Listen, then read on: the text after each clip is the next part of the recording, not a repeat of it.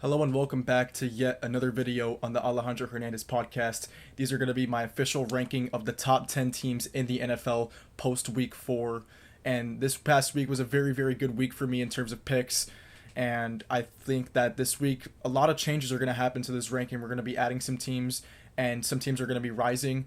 The Chiefs stock, I've been saying for weeks to not sell Chiefs stock just yet. They're going to be just fine, and they did end up being just fine. I had the Chiefs beating the Ravens convincingly last week, and they won by blowout, which was pretty surprising. But I feel like my concern for Baltimore was justified, and my patience with Kansas City was also justified. So the Chiefs are going to be going up in this ranking. And another team that I'm really impressed with is the Detroit Lions, who will also see an increase. And then another team that I was high on going into the season was the Seattle Seahawks, and they're also proving that opinion valid given the start that they've had to their season. So they will also be featured in this top 10. So without further ado, let's get straight into this. Coming in at number 10, I'm going to keep the Indianapolis Colts in the top 10 despite losing to the Los Angeles Rams. I believe they kind of proved in this game that they're not really frauds, and they are a legit football team.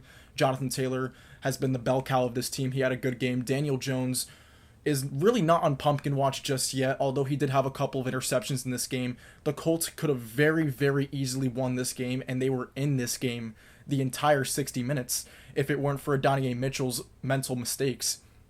Adonai Mitchell had a touchdown, literally a touchdown. He was walking across the goal line and somehow fumbled the ball out of the back of the end zone.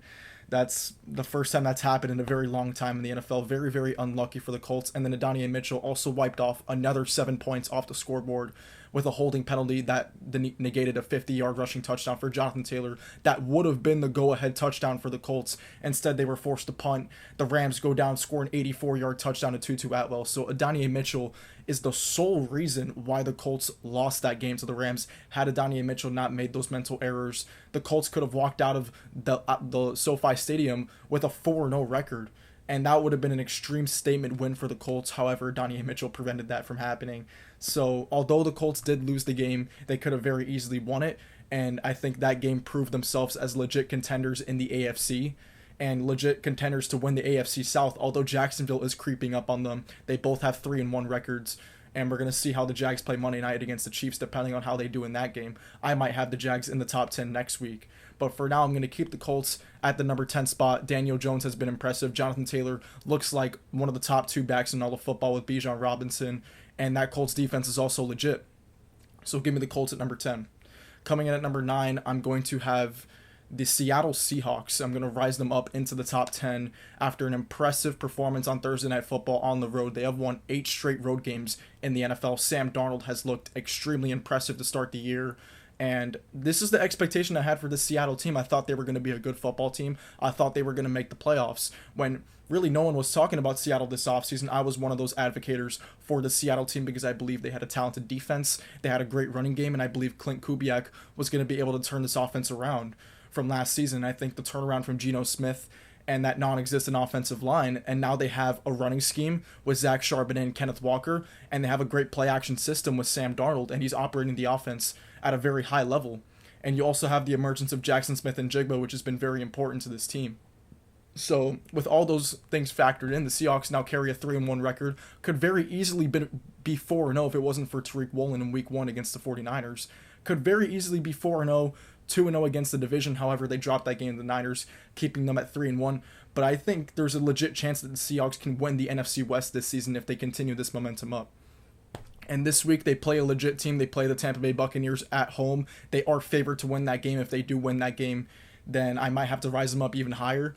But I'm going to keep them at number 9 because in big, big spots, I still am a little skeptical of Sam Darnold. But right now, this team's rolling. Mike McDonald has that defense locked in. They haven't given up more than 20 points in the game this season, so that defense is legit. And Sam Darnold's operating the offense at a very high level. And the Seahawks are a great football team. I'm going to have them at number 9. Now, coming in at number 8, I'm going to drop the Buccaneers another spot after losing to the Philadelphia Eagles. And there are some injuries racking up for the Bucs now. They have Bucky Irving, who is week to week right now. He might miss this week against the Seahawks, and obviously Mike Evans is out with a hamstring. So their offense just continues to be hindered by injuries over and over again. Tristan Wirfs and Chris Godwin did make their returns, and that's a good sign for the Bucs. Chris Godwin had 10 targets, I believe, against the Eagles, and although they went down in that game very early on, they showed great resilience and they battled their way back. and almost pretty much came back to tie the game, but Baker Mayfield threw a gut-wrenching interception in the red zone. So the Bucs were in that game against the Eagles, so give them credit for that despite all their injuries. And that's still a tough game to win. There's no shame in losing to the defending Super Bowl champions, and although I'm higher on the Rams than the Bucs, and I have the Rams beating the Bucs in the NFC Championship game, that was my preseason prediction. So there's no shame in losing to Philadelphia at home as 3.5-point underdogs, and you still were in contention to win that game. So you end up losing by only 6 points. There's no shame in that. So I'm going to keep the Bucs at number 8. I still think Baker's legit, and I think this defense also showed some pretty good signs. Without a block punt, they only gave up 24 points to the Eagles. So I wouldn't say I was discouraged by that performance from the Bucs, but I do believe these injuries are piling up, and the schedule is getting harder for the Bucs as they now play at Seattle, and they eventually have the Lions on their schedule. So we're going to see how they perform against those top NFC teams going forward. But for now, I'm going to keep the Bucs at number 8. And now coming in at number 7, I'm going to have the Los Angeles Chargers at number 7. And their week 4 loss against the Giants was very surprising. I picked the Chargers to win and cover the spread against the Giants. However, Jackson Dart, they had no film on him. They didn't really know what to expect, and the Giants came out and just ran the ball down their throat, with Cam Scatterbo having 25 carries and Jackson Dart also rushing for 50-plus rushing yards. So I take this game with a grain of salt for the Chargers defense. However, I do have some concerns for the Chargers offensive line and the injuries they have over there. They have their top 3 offensive linemen dealing with injuries right now. Rashawn Slater's out for the year. Joe Alt just suffered a high ankle sprain, so now they're down both of their tackles, and their best interior O-lineman, Mekhi Becton, is also suffering through some injuries. So that's very, very concerning. The past 2 weeks, Justin Herbert has been pressured at the highest rate of any quarterback in the entire league. So now Justin Herbert has some injury risk, because if he keeps getting hit at the rate he's getting hit, it's only a matter of time before he gets banged up. And that's really, really concerning for the Chargers. In my preseason prediction, I did state that I think the Chargers were going to have an injury-riddled season, and that's starting to rear its ugly head with their offensive line. And that could rub onto Justin Herbert, that could rub onto Keenan Allen. You never know. However, on the bright side for this Chargers team, Amari Hampton has broken out. He's had back-to-back great weeks on this offense. He's becoming the lead receiving back and a great rusher. And also the breakout of Quentin Johnson is also very encouraging. They host the Washington Commanders this week. They are favored to win that game. I believe they should win that game because I believe they have the better defense and the better quarterback in that matchup between Justin Herbert and Jayden Daniels. And Jayden Daniels is also coming off an injury, so I do expect them to win that game. I still think the Chargers are a top 7 team, and they're one of the closest teams in contention with the Bills to win the AFC. So I still have respect for the Chargers. I'm not going to drop them out of the top 10 because they lost to the measly Giants. I had them on upset alert, and it's rightfully so. They started off 3-0 with a flying start, and they thought they were going to walk over the Giants, and that defensive line of the Giants harassed Justin Herbert. So for me to have the Chargers higher, I need to see their offensive line get healthier, but for now I'm going to keep them at number 7. And coming in at number 6, I'm going to drop the Green Bay Packers after a tie to the Dallas Cowboys, and it's really because I have some concerns about their defense now.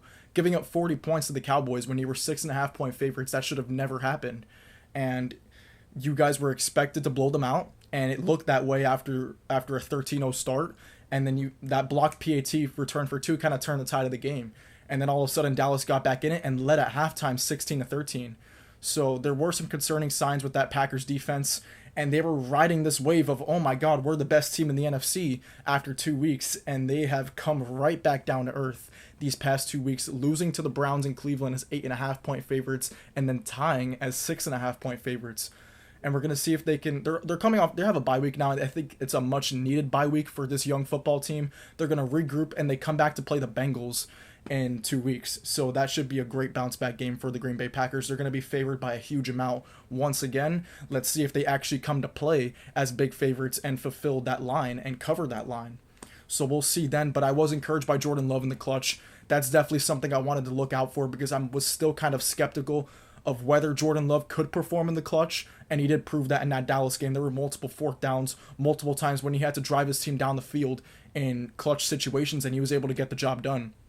Granted, it is the Cowboys defense. They do suck, but the fact that Love was able to get it done for his team, put up 40 points, that's still very impressive. Josh Jacobs looked very impressive, like a top 5 back, and I think this Packers offense is good, but the defense has regressed in this game specifically, so we're going to see. I'm not overreacting to this start, but I had them at the second spot 2 weeks ago, I'm dropping them down to 6.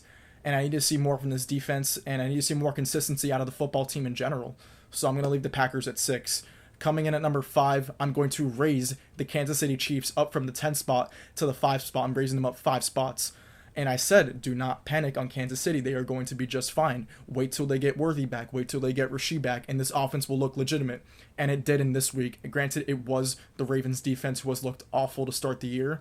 But Patrick Mahomes looked like Patrick Mahomes again. 4 touchdown passes, AFC Offensive Player of the Week. That is the Patrick Mahomes that we are used to seeing. And if we get that version of Patrick Mahomes the rest of the season combined with that Chiefs stingy defense, then all of a sudden they're right back in contention with Buffalo as the class of the AFC.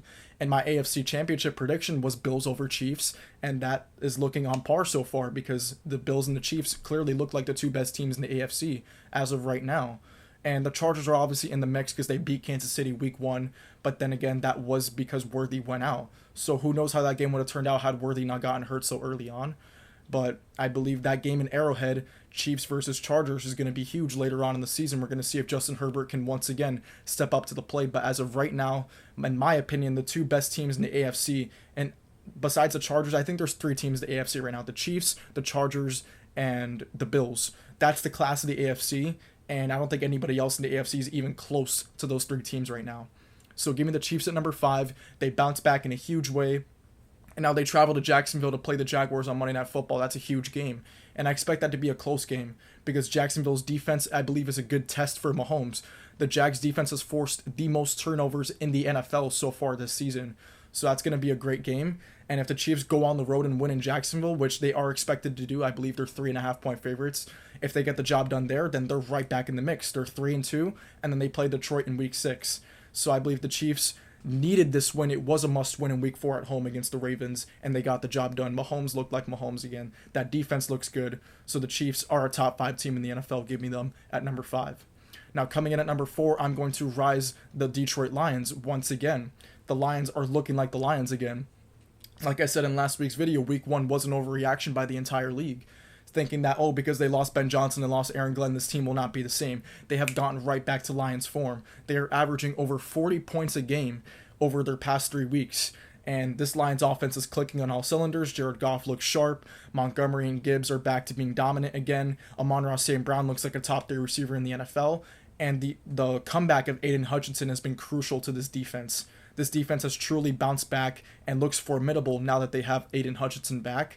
And their secondary, I believe, is still kind of weak. But if they have a great pass rush with Aiden Hutchinson once again, then this Detroit Lions team is a top team in the NFC, and they are going to contend again for a Super Bowl. And I believe this Lions team has back. And this week, I believe, who do they play? I believe this week, I'm not entirely sure who they play, but they're 10.5-point favorites. I'm trying to remember who they play right now. I think it's a weak team. It's a weak team.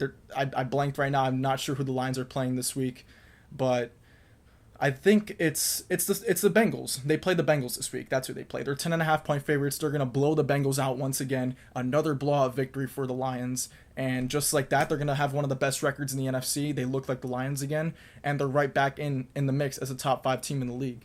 So give me Detroit at number 4, and coming in at number 3, I'm going to keep the Los Angeles Rams at number 3. They just beat an undefeated team in the Indianapolis Colts. Matthew Stafford is playing like a top 3 quarterback in the league right now. Puka Nacua looks like the best receiver in football.